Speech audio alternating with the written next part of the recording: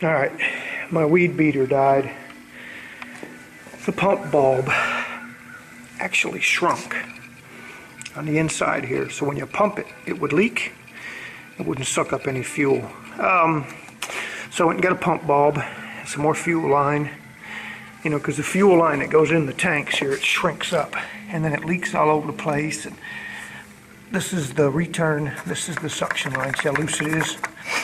So when you weed eat, it drips gas all over you. So I went and got a new line that should slide snugly through them holes. And in order to do this, you'll need a pair of hemostats. And I'll show you why. You have to reach in there with the hemostats and get the filter. Pull it, just pull it and that hose completely out. And then what you do is you slip your new hose in. You'll need like 2 feet of it, and you pull the hose completely out this side, stick your new filter on it, pull it back through this hole, and then snip it off to the right length. I got a long pair of hemostats, they're like a foot long, that do this for me. And in doing so, I tore a couple gaskets. I was going to clean it up, so I'm going to rebuild this carburetor. What you do is before you do anything, this is the high, this is the low idle. Screw that down until it just touches. Count the times you screw it in, write it down, then take it out. Do the same with the low side. That way when you put it back together, you screw them in until they just touch, back them back out. Now you're more than likely going to have to adjust it, but at least it will start so that you can, you know, make the adjustments. If not, I mean, it's a guessing game. Take needle and seat out, clean all the gasket material off. I got to take that one weight off of there. I wrote down my low was 2.5 in, my high was 2. It's a Ryobi. Write your model number and your serial number and the date of birth down. That way, when you go to buy your parts, because they won't know. I mean, you'll have to have serial number and model number and the date of birth in case there's a question. And it's on that sticker. If for some reason your sticker's missing, you'll need to find somebody that has a Weedeater identical to yours. I mean identical, to get their serial number to go buy you some parts. Now I'm notorious for keeping a supply of broken Weedeaters. Actually, all of these run. They're just, some of them are hard to get parts for. That's a 4-cycle Troy built that actually just needs a throttle cable in that. The grip in the throttle is broke. I've picked a couple of parts off of it. It's got a good head on it. That's the hard thing to get, is one with a good head. Got a couple others back there, and that's my old Sears $5 leaf blower I bought brand new.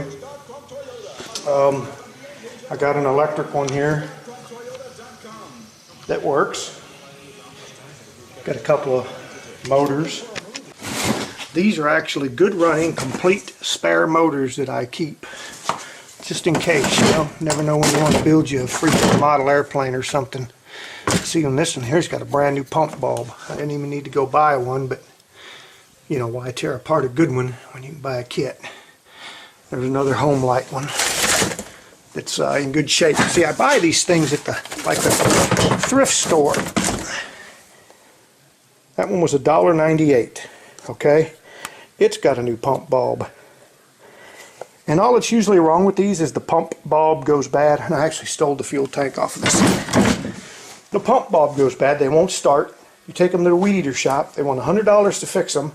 You can buy a new Weedeater for $100. So why fix them? People chuck them. They're, you know, throwaways. To a guy like me, you know, if I need a fuel tank, or if I need a carburetor, or a clutch. I actually had one, if you'll see in one of my videos, where the clutch went out. And it actually went on that one. I made a video of it. The clutch went out and it wouldn't spin the head. And see, I like these types of heads. They're not auto bump feeds. You stick the string and it comes out.